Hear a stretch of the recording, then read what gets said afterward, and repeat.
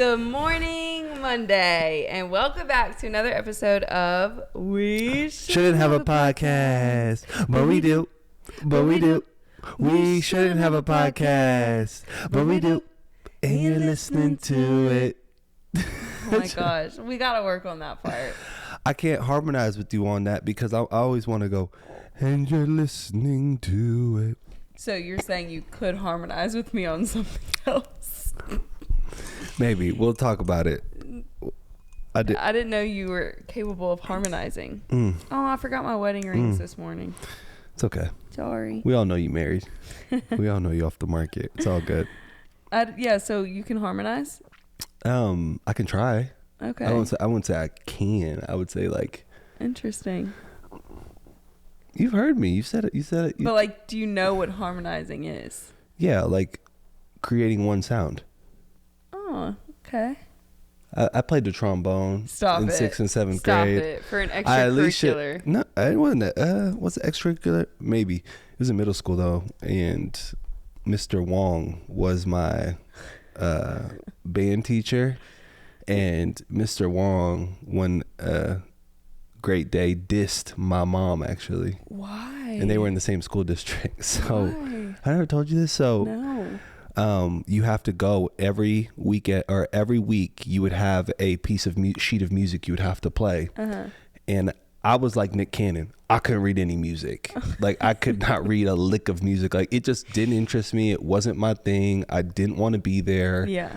My crush wasn't in there, so it's like I had no business being in that band room. So I'm in the back with the tubas and all them. Anyway, so they send you home and you have a tape recorder. So you have to record yourself playing the song. He would then come in and you would get a grade on it. So my mom, what helped me the most was listening to the piano, and then I would harmonize with the piano to match and then to play. So that wouldn't be harmonizing. Or not no, that's not harmonizing, correct. Harmonizing is with the vocals. Well, harmonizing, you're actually singing like different notes than like someone else.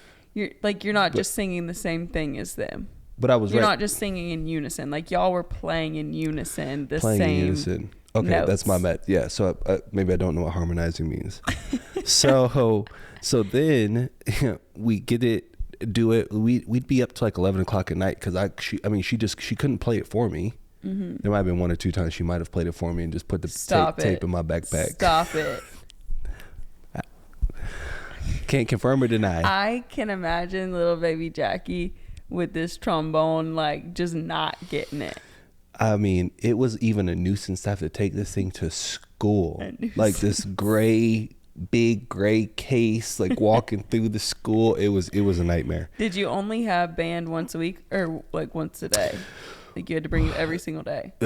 It was like every other day. It was like Monday, Wednesday, Friday because I'd have to ride, like put it on my bike and ride to the school. It was a nightmare. Like I figured it out, but for a while, like carrying around and stuff, like it was a task and a half. Dang. Yeah, it was a task and a half. But anyhow, well, you're kind of a harmonizer. Exactly. I wish I would have picked a different instrument because I do love music, but I think it was a trombone that what messed me up. Anyways. Wow. I bring the sheet of music. It's not done. I bring the tape back. He dissed my mom. I bring the tape back, put it in. Next week, he gives me back the grade. He's like, okay, everything sound fine. Piano needs tuning. And like, and Mr. Wong was like one of those just grumpy band dudes. He was not a Mr. Wong. I thought you were a great person. Like outside of school, I thought you were super cool. Like we always drove by his house. Like when I was going to theater. I'm sure Mr. Wong doesn't mind you telling the story. Yeah, like lived like right. He lived. I don't want to dox him or anything and have people look him up. But shout out Mr. Wong and shout out my mother for helping me on the get through band class. And I wasn't expecting that this quickly today.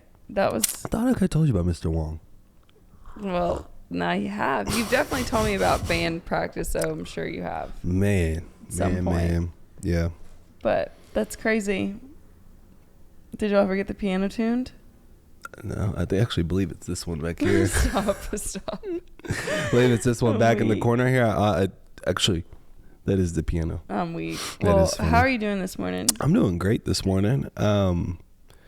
We got we had a great weekend. Yep.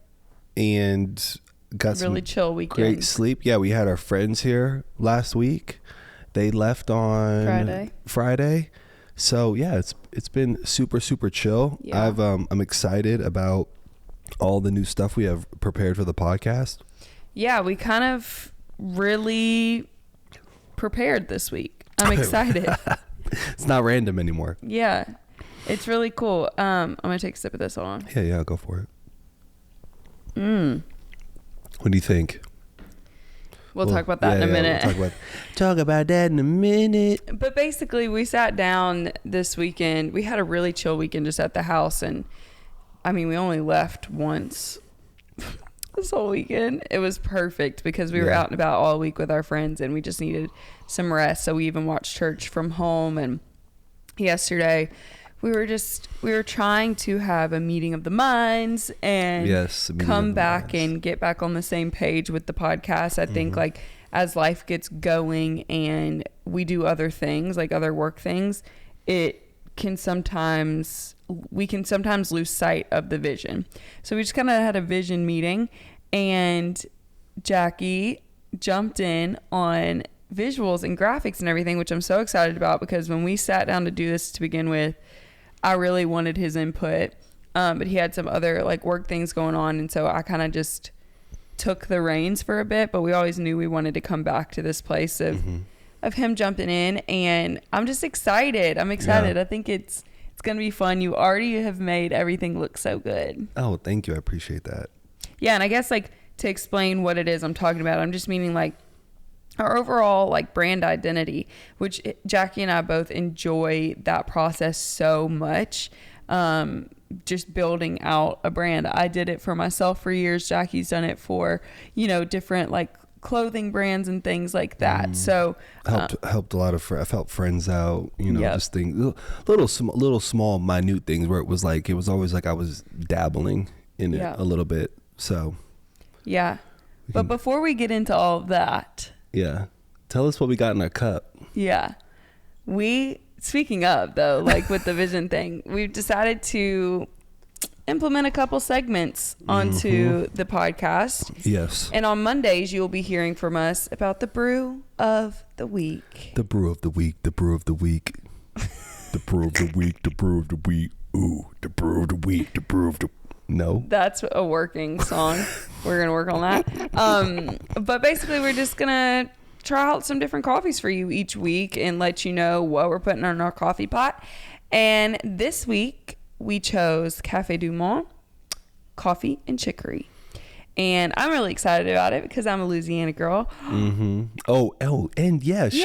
I was waiting for you to ask me about my clothes. Let me hear about. I got so distracted with the coffee part. Tell us about this jersey you're wearing. We're talking about high schools. I thought it was still jerseys. I thought you were still wearing jerseys and we were gonna match. And then I pulled the audible at the last second. It was cold. I wanted to wear a hoodie. Yeah, so he changed out of his jersey. I asked him last night, "What are you wearing?"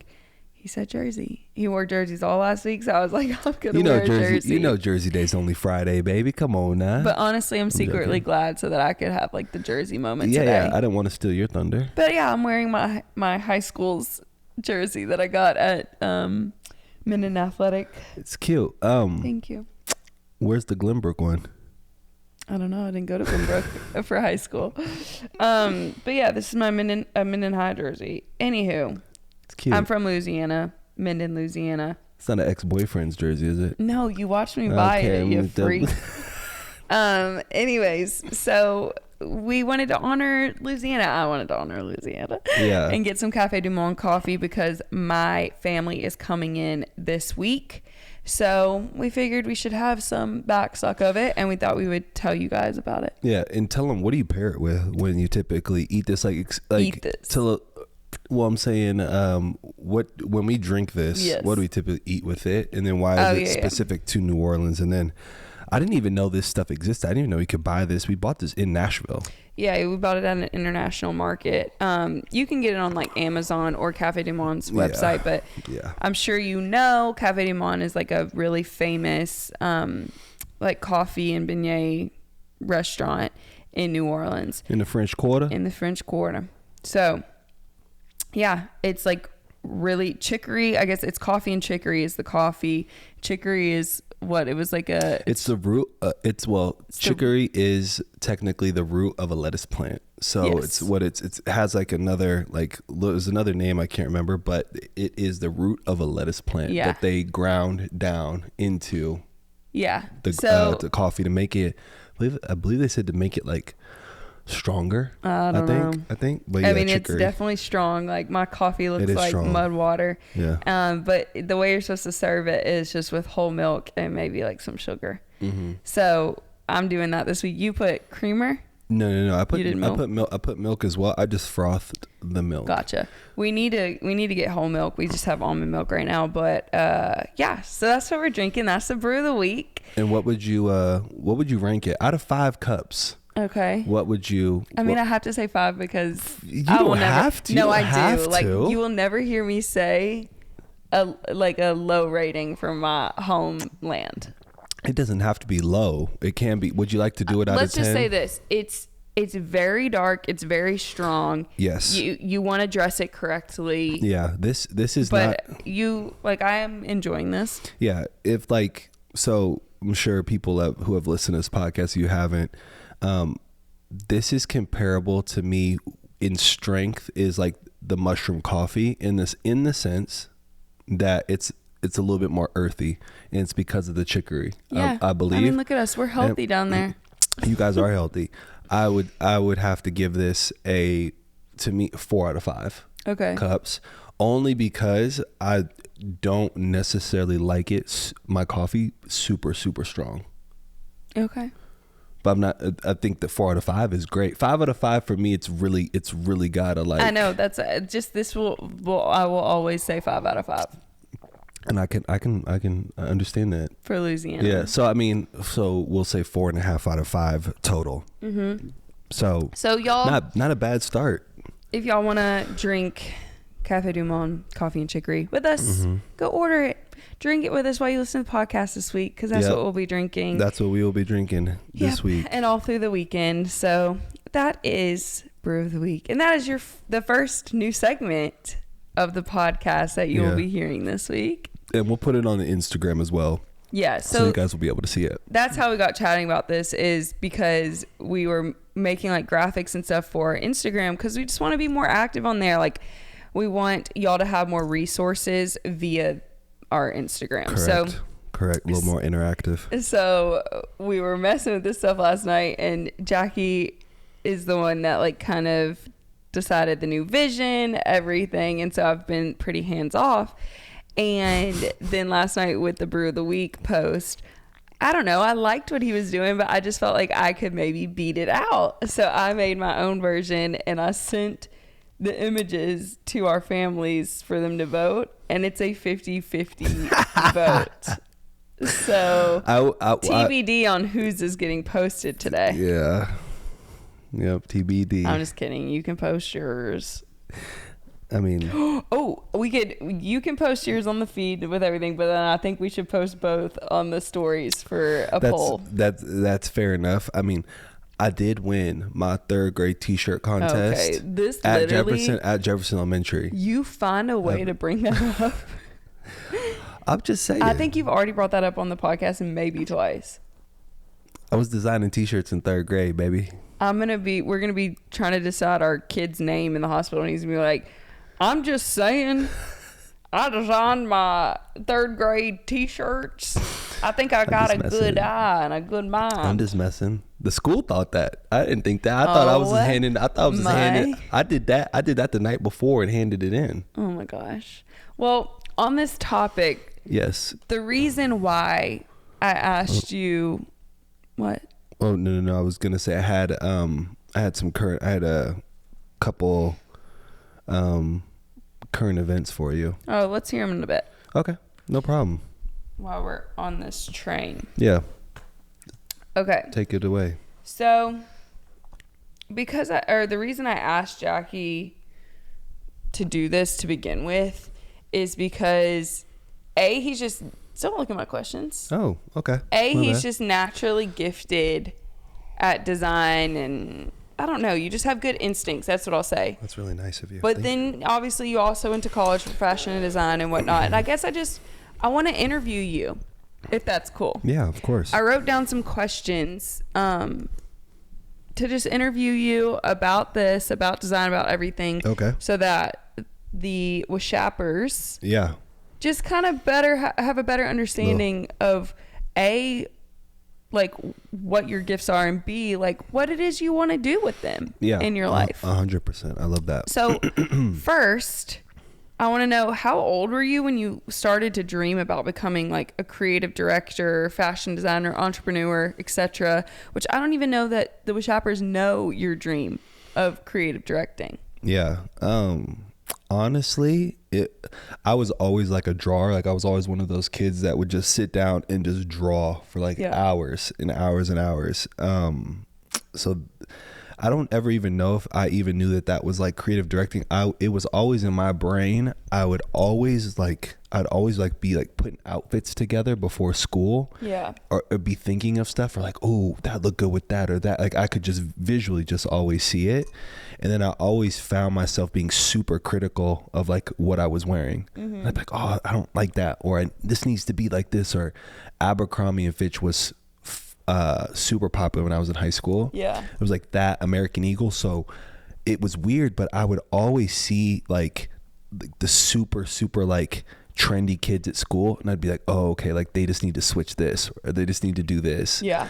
So it was never like I was outwardly like trying to creative direct things, but I was in my mind like always felt like I had fixing problems that you saw, like in exactly, because it, you know, my mom, she was a single mother. We couldn't afford those things. Yeah, same. We weren't wearing Abercrombie. Yeah, and I think that for a long time I always found how to make like that. I think that's why I love vintage t-shirts so much, is because I would always take something old and try to make it like, and try to flip it and try to make it, you know, cool, or what I thought was cool. Mm-hmm. But yeah, I'd always been drawing, always like found like different things in fashion that I was like, but I wasn't recognizing that. I was just like, I just thought it was super interesting and popular. Yeah. Or not popular, but interesting and cool. That's when your like passion for it, you feel like really started to bud, even though you might not have been like cognizant of it being a passion. Yeah, I would say that like it was definitely one of those things where I knew I was passionate about it, and I knew that I had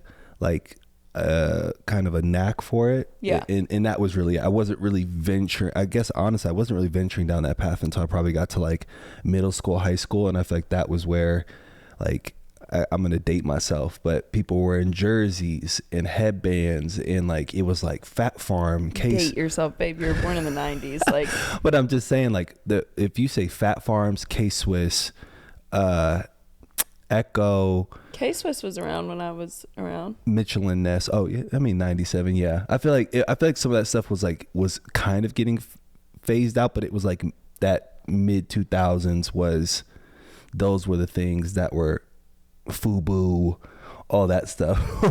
I'm weak. That was the hottest stuff, you know. So I was always like, I was always just paying attention to it. I guess that was always MTV, TRL, BET. Yeah, is where I would always see all of those things. I'm like, wow, like that's how people are dressing in New York or California. Yeah, you know. Yeah. So you would say like. Did I answer your question? Yeah, you did. But you would say like being a creative director is maybe your biggest dream. Yes. So I would say when I got to college, I was probably like 2 hours from Chicago. Yeah.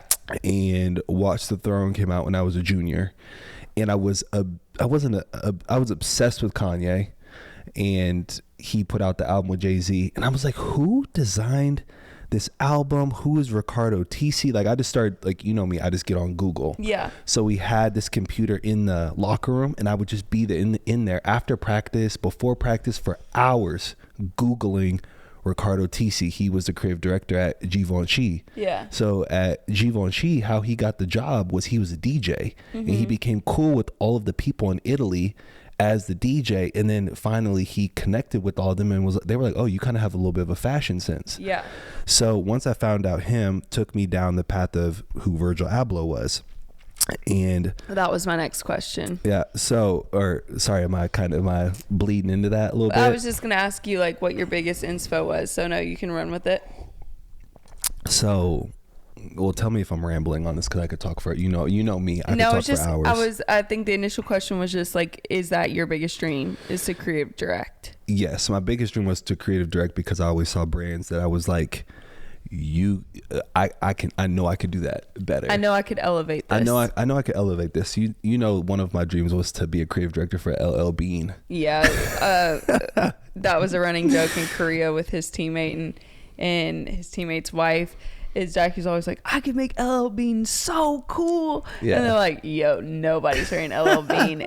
But I genuinely believe if you put your touch on L.L.Bean, we would be wearing it. I would wear it. But that's also like my quirk, is like I would wear L.L.Bean now. Yeah, 100%. You know what I mean? I would have wore L.L.Bean from the 90s. Like, like that's the type of L.L.Bean I would wear, not L.L.Bean like I would. I just like none of that stuff. I just don't care. Yeah. But anywho, your biggest inspiration. So you used to do all this research and you started to learn kind of what that even was a role in like the entertainment industry. Yeah.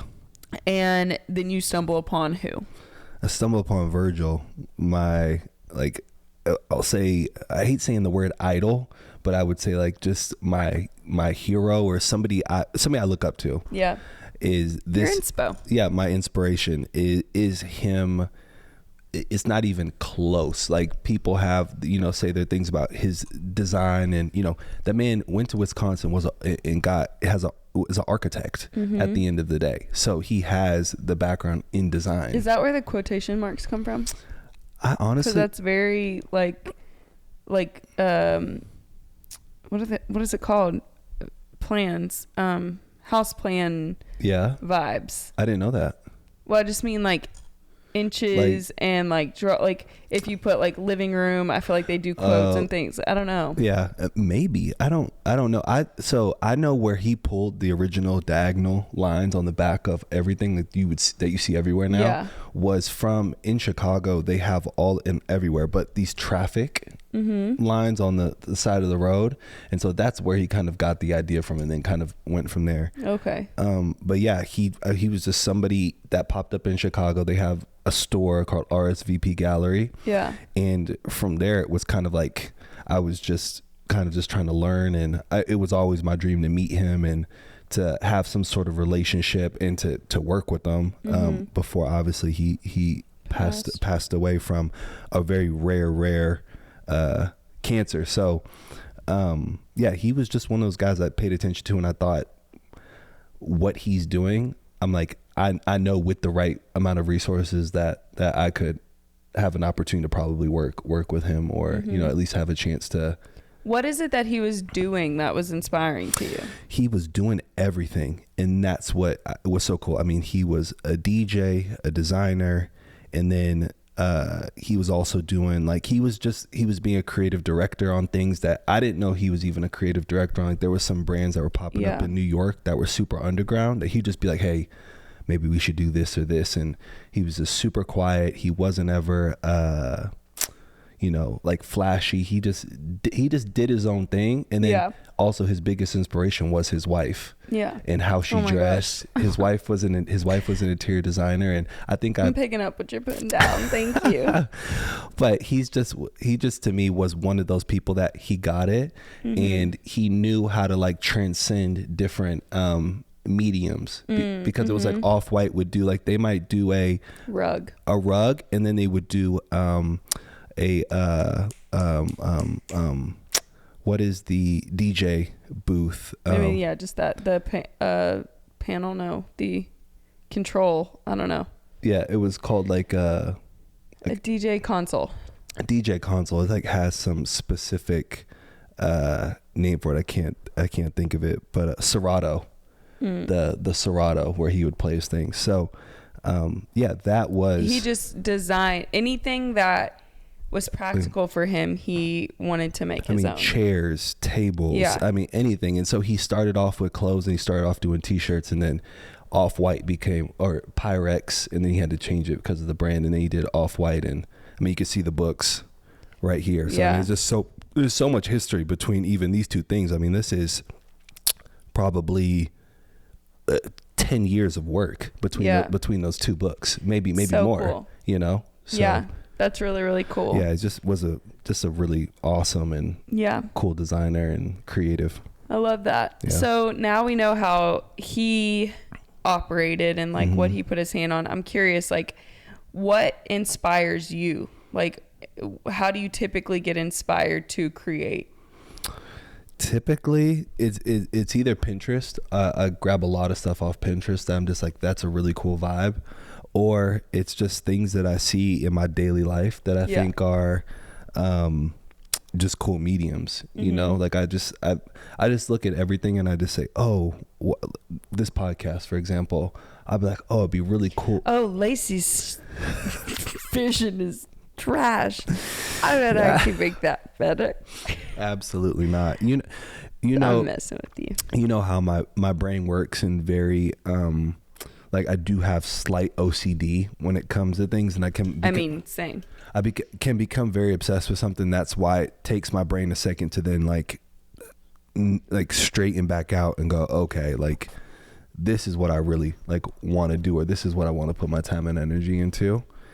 And so I just pull inspiration from Pinterest. I pull inspiration from friends, family, people around me, different things I see on television, pop culture. But it's like, if you see something that you feel like you could elevate or make better, or there's a need that you could fix, or a need you could fill. I would always say, like, I'll see LV at Paris Fashion Week, or I'll see how Pharrell dresses. I'm like, oh, that's cool, but maybe I would switch it like this. Maybe I would put this strap on it instead of doing this, or I would do this color instead. I wonder how that color would look, and I can see it in my brain. That's just God-given vision. So when you do get inspired, like, how do you start to execute the idea? Pinterest? Like, what do you do? Where do you go? How do you scratch the itch? Because right now you don't have like a studio. What do you do when you say, like, what do you know what I'm trying to say? Where do you start? Honestly, probably either Adobe Illustrator or Canva. And you just start making logos, or you start like. I have templates of hoodies, jackets, shorts, all that stuff. That if I'm feeling inspired that way, or like I'll do designs and logos for like the front of a hoodie, or like. Do you typically, like, when you're sitting down to design, do you see colors? Do you see fonts? Do you see words? Do you see symbols? I see all of it, honestly. Like, I just will kind of think the first kind of way I'll start out is I'll just kind of put the first 2-3 things on the page. Typically the first thing is color. Second thing is probably some sort of shape or design. And then third is probably like, well, where would this look good on the back, front, like placement. Got you. Cool. This is my last question. Okay. What or which brand would be your like dream brand to creative direct for? Beyond WSHAP. Beyond WSHAP.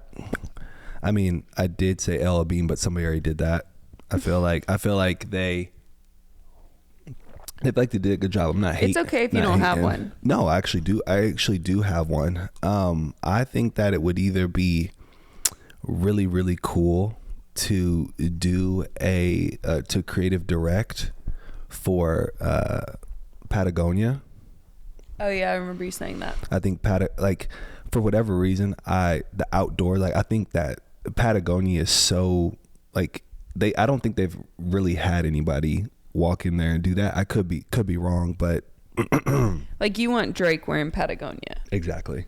I could see Drake in Patagonia. Probably either Patagonia or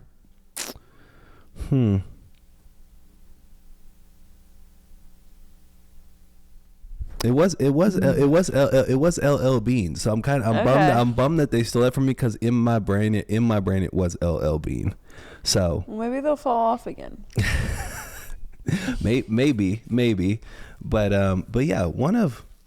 yeah, someone like that, or like to do like would be cool to do like a coffee shop or a sandwich shop, or like there was this old place. Yeah, it could be a brand of yours. Yeah, could be a brand of mine.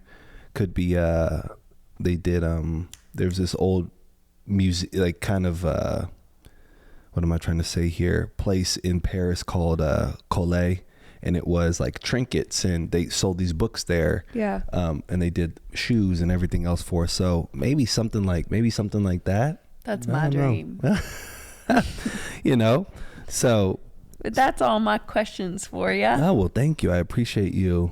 Those are really good questions. Thank you. It was fun. Like, just diving into that. I hope that you guys like learned a little bit more about Jack Quizzle. Yeah. And his just passion, because I don't feel like a lot of people know that about you, because you've played basketball for a decade. Mm-hmm. You've been overseas. So as far as like people in the States, like they just kind of, oh, Jackie plays basketball. And I know that you graduating in fashion was not like huge public knowledge. And you're a multifaceted guy. So I wanted to share that.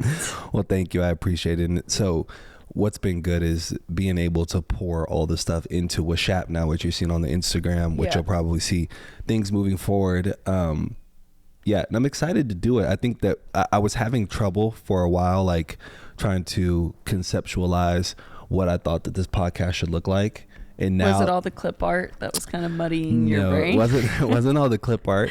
It was just like I wasn't in, for whatever reason, God didn't have me in that mind frame while we were in Turkey, whatever. I feel like now I am in a place, for whatever reason, to actually pour into this. And I think it's a great blend between me and you. And I just love where we're going to take. I love the conversations we had yesterday. Me too. Some were hard. This isn't easy to work with your spouse, and it's not easy. It's not easy. Obviously, we're not at the stage where this is something that's making us money, but it's still work. It's still effort. It's still trying to combine two people's visions and ideas. And, just because this isn't something that provides financially doesn't mean that it's not, or doesn't mean that it isn't something we take seriously. And so we want it, if we're going to put our name on it, if we're going to show up and do this every day, we want it to be great, and we both want it to be great. And we're very strong, like passionate, vision driven people. And so finding that balance of honoring each other's vision while also wanting yours to have a voice as well. It's a delicate balance. Like, we had to take a break yesterday from the conversation, but we came back and I think the podcast is better for it. And I know for me, I've quote unquote creative directed my own stuff for a decade. Yeah. And so choosing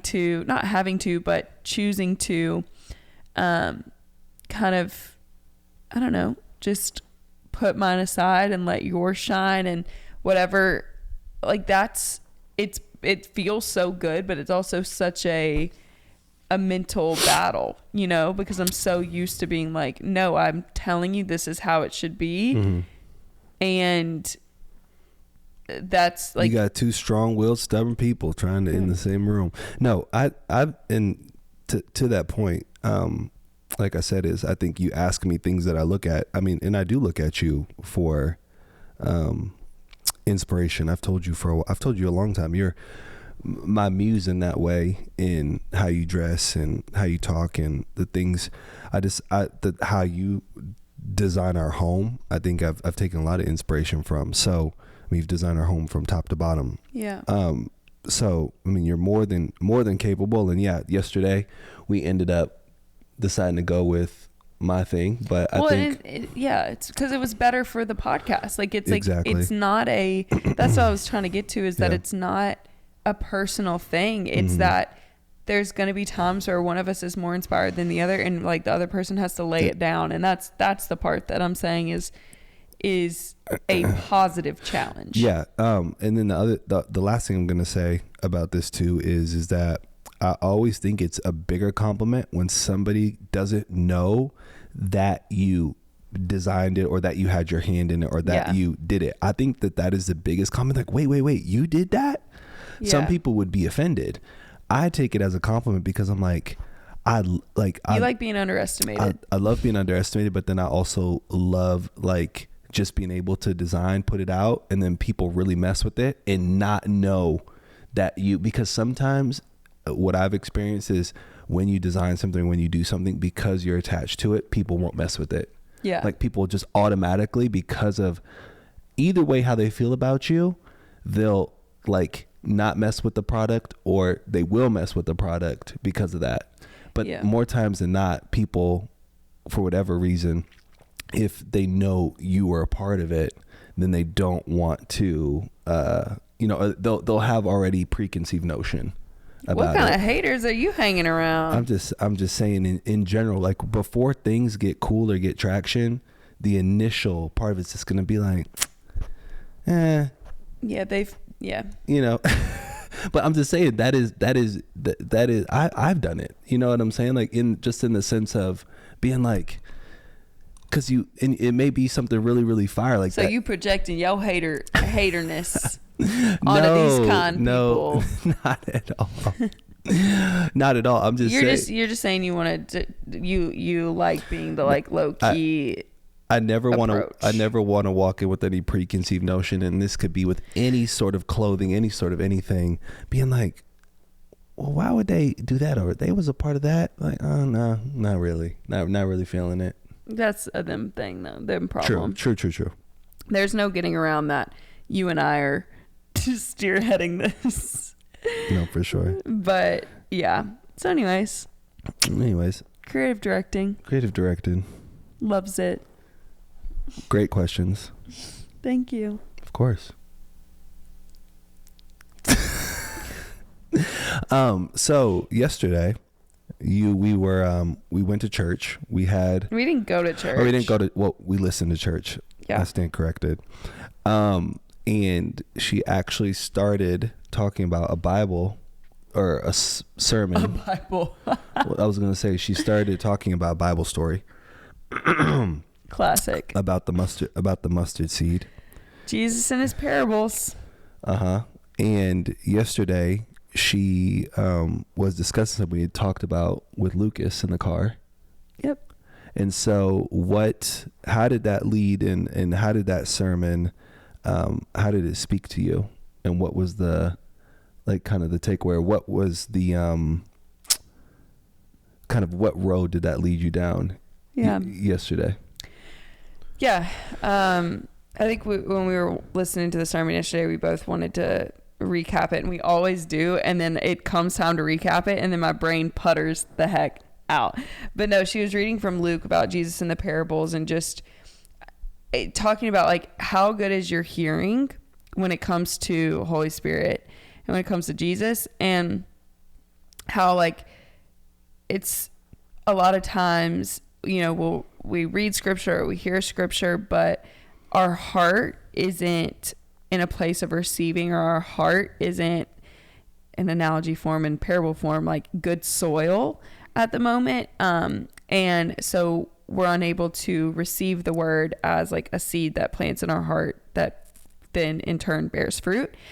And so it's, just learning about that and learning about like how sometimes like we could be in a place where our heart's hardened because we, the Lord's like trying to uproot things, but that we're still holding on to, or whatever it may be. So then the word tries to penetrate that, and it can't, because our hearing is off, our heart's off. And it was just really powerful. I had been feeling like that like all week, just with some like personal convictions that I was struggling with. And I think that, I don't know, even today I was like praying when I woke up this morning and having that feeling of like I'm praying and I'm praying and praying, but I'm not connecting, and my prayers feel shallow and all this stuff. And I'm like, I know I don't want to say I know, but like it feels like for me, it's when I ignore my convictions time and time again. It's like my sensitivity of my spirit feels like it lessens. And I'm just like more engaged with my flesh than I am with my spirit. And it's a bummer place to be. Like, I don't want to be there. I want to, when the Lord calls on me, to answer in obedience and engage my spirit in that way. And so I think yesterday's sermon just kind of brought that back to the forefront for me. And I think sometimes I'm like feeling things in my spirit, like I said, like that disconnect, but I can't always, it's hard for me. It takes me some time to kind of like figure out what it is I'm missing, what piece is missing, or what it is that got me to that place. And so, yeah, I think yesterday just kind of helped me re-engage. I love that. I don't know if I just rambled. I think I did. But, not at all. But yeah. And today I'm starting a new Bible study. Yes, I was just about to ask about that. Yeah, for 4 weeks. So I'm excited. I really, really am. But I think any time that I feel called to lead, there's nerves involved, you know? And I don't like to use the word fear because I'm not scared. It's more so like I just want to do right by the Lord. And I know that just even having that feel, or like embodying that pressure, is not of the Lord. Like he doesn't speak to me that way, where he's not a perfectionist. Like he's not like sitting over here being like, you could ruin this, like that. I know that that's the enemy, but I definitely like battle those thoughts and try to shut those down when I start this stuff. But leading can be very, very intimidating. But I actually saw my old Bible study leader, she posted something last night, like a journal entry of hers, about how like how do I lead is I just copy Jesus. And I was like, wow, yeah, like it's that simple. Like he listened, he was kind, he was loving, he was spirit driven. Like I don't need to sit here and pick myself apart and try to like make sure that I am on, I don't know, on my A game or whatever. Like that's not, like I just need to be and love and listen. And you know what I mean? Yep. Like I think we overcomplicate it. So what book are you guys starting in? We're starting Romans. Nice. So we're reading 4 chapters a week.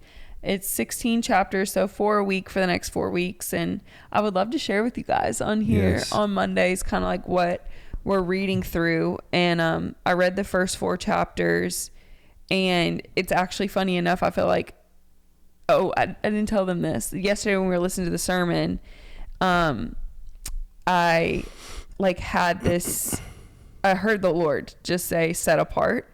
And I told Jackie, I said, I heard Holy Spirit say this to me, and I don't know if that's like a podcast that we're supposed to say, or if that's to do with the Bible study, whatever.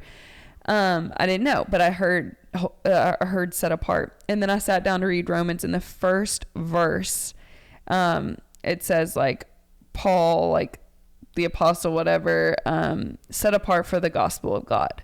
And that was in the first verse, and it might just be my translation, or whatever, where they use the term set apart, but I was like, oh, okay, God. And so it was really cool. And then I just felt like the first 4 chapters, he basically, I wrote down my specific thoughts, but I felt like Paul was saying to the Romans, like kind of explaining the new kingdom of God, which is one of spirit and not of law. And this is my interpretation. I haven't read any like background on Romans, so if you can fact check me, but this is what I interpreted. What? No. Oh, it's just that it's like it's a heart thing, a spirit thing, and not like a law thing or a like Jew thing, because at the time he's like, you know, Jews were still thinking they're the only ones that God I don't know, chose or whatnot. And he's like, no, you could be Jew, you could be Greek, you could be whatever. It's a heart thing. It's a spirit thing. So that's what I gathered from the first 4 chapters. Nice. And what is that, Romans 8 or is it Romans 1:8 that we were talking, if God is for me, then who can be 8. Against me? Romans 8. I love that. Yep, it's gonna get juicy next week. Yeah. But I feel like I rambled on. Sorry. Ramble at all. Thank you for covering that.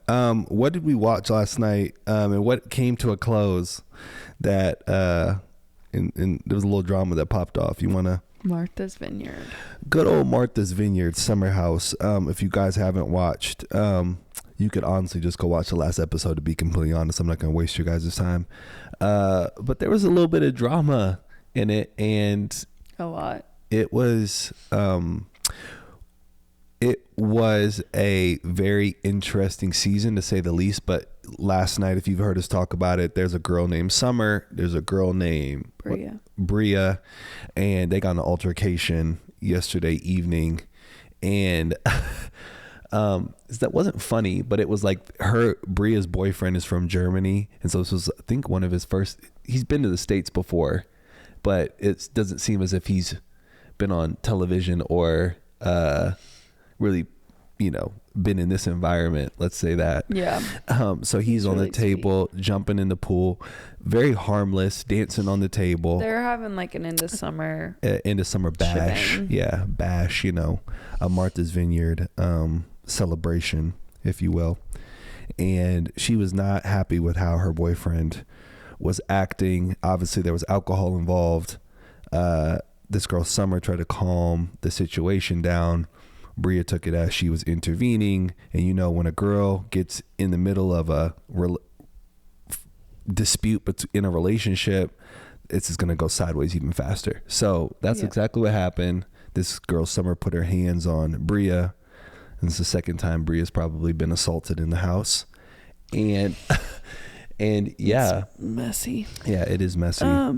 My favorite part was Jasmine going to Jordan and just having an honest, vulnerable conversation. I was happy because I feel like Jasmine's felt, I don't know, like unable to do that the whole summer, whether it be fear of judgment or whatever. And I thought that was a really sweet moment. What was the combo about? When she went about like the steaming or whatever, because they've been best friends for like 10 years. Yeah. And I feel like there's been a disconnect between the two of them because since Jasmine's gotten married. Mm-hmm. And so it was just really nice. I feel like she wasn't bashing her husband. She wasn't doing anything. Like she just opened up about what was going on in a very lighthearted way, but like enough to be able to receive some sort of like comfort from her friend. Yeah. And I also got to say, Jasmine's husband is Silas, correct? Do I have that correct? Yes, I'm scared of what you're about to say. No.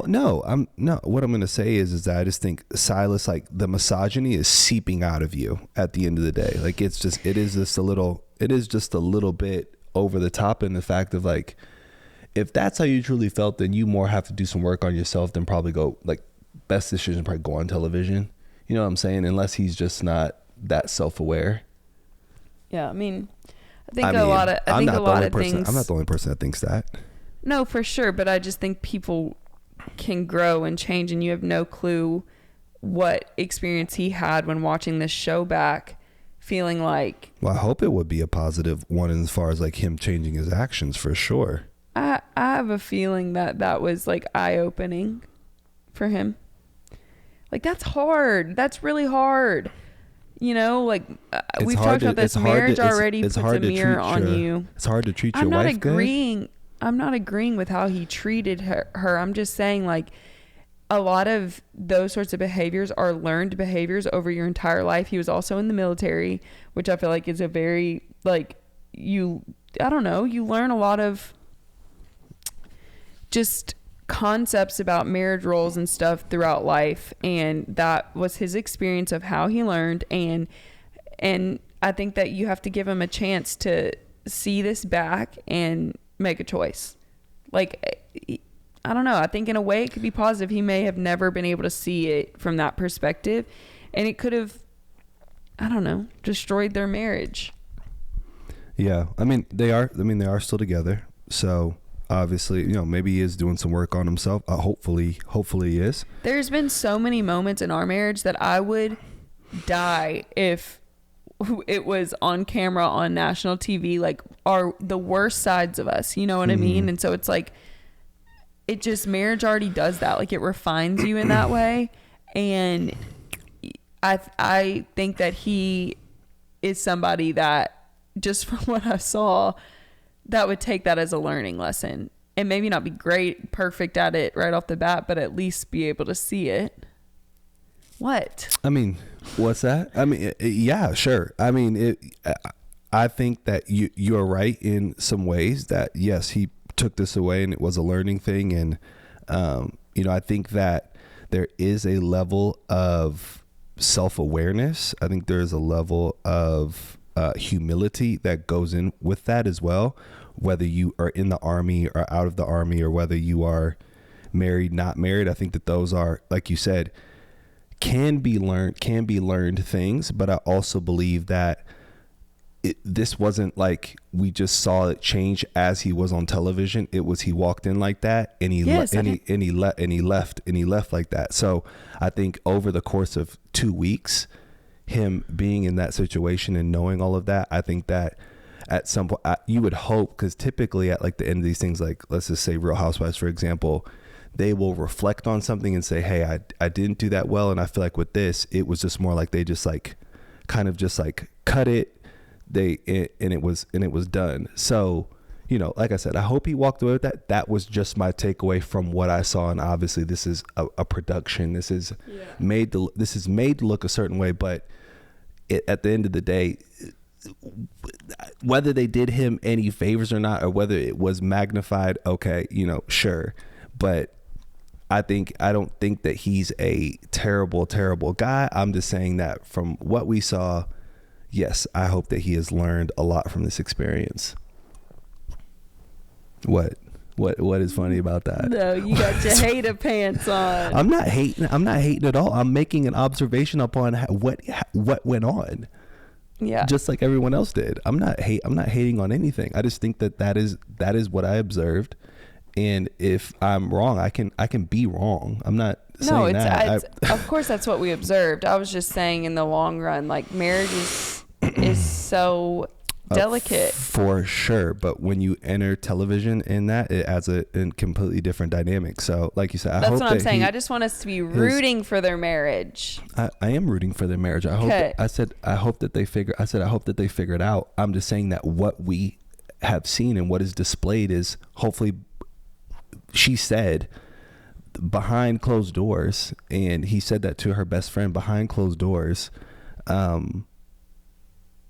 we've got out of our routine, whatever that means, and we've got out of our whole thing. What that means. We have a routine. Okay. I honestly, I didn't want to go this deep into the Marthas Vineyard thing. I was just making a comment on what we saw in this last episode. That's it. Okay. That's it. Current events. What you got? We'll wrap it up with current events. Yeah. So Virgin Atlantic, this is interesting, the timing of this. I wish they could probably read the room a little bit, but they're offering $450,000 tickets to go to space. Are you getting on that? No, they're doing no, they're absolutely doing it because of the timing. Yeah. It's I've seen it. I saw it last week. Before the Titanic stuff had obviously happened. Now that the Titanic submersive, they've discovered all of these things. People are now coming out and saying, like Mr. Beast, there's another YouTuber the YouTuber actually went on it and it got canceled because of poor weather, and so they had to raise him back. The rocket? No, the submersive. Went on this submersive. He had the video of it, like going inside of it, them getting sealed in, all of the stuff, and they had to bring it back up because of poor weather. And Mr. Beast got invited to go on this past one, the YouTuber, and he declined for whatever reason. But there was some people that were apparently supposed to be on this submersive, because I guess it has been a popular thing, but now it's becoming even a more popular thing. prior to this happening, I guess people were, I guess they, obviously they're trying to promote their business. Mm-hmm. So if you have Mr. Beast, whoever come on it, cool. But can't believe the pool of people willing to spend $250,000 to go see. Well, I guess if they're doing it for free, they're not paying $250. But it's crazy. I saw like people saying that they knew the fate of the submersive like the day it happened, but that they drug out the news all week to basically cover up political news that was going on behind the scenes. They distracted us basically with media and drug it out for a whole week. So that's something that I wouldn't put past our media. Mainstream media is definitely tricky like that. Yeah, and they said that Navy on Sunday, this past Sunday, so the Sunday, not this Sunday, the last Sunday, actually knew that it had imploded prior to it ever being anybody else ever getting in for any information. They have that's what I'm saying. They have some. I was just explaining that they had some military tech that picked up on this and was current to all of it. So it's insane. Very, very sad. Again, so sad. Just want to pray for those people's families. BET Awards were last night. Mm-hmm. I didn't see any of the. It looks like something popped off. I didn't get a chance to read what happened. Yeah, but it looks like nothing like super violent. I think somebody, there was some sort of thing. So maybe I'll report on that tomorrow. Yeah. Other than that, it's all for me on the current event side. Well, I need to go curl my hair. Go curl your hair, baby. So I'm doing a little photo shoot, and today was good. Yeah. Good work. Great work, team. Love you guys. Love you guys. Thank you for listening, and we will talk to you tomorrow. Like, subscribe, comment, all the things. Yep. Talk to you guys tomorrow. Yep. Love you guys. Bye. Bye.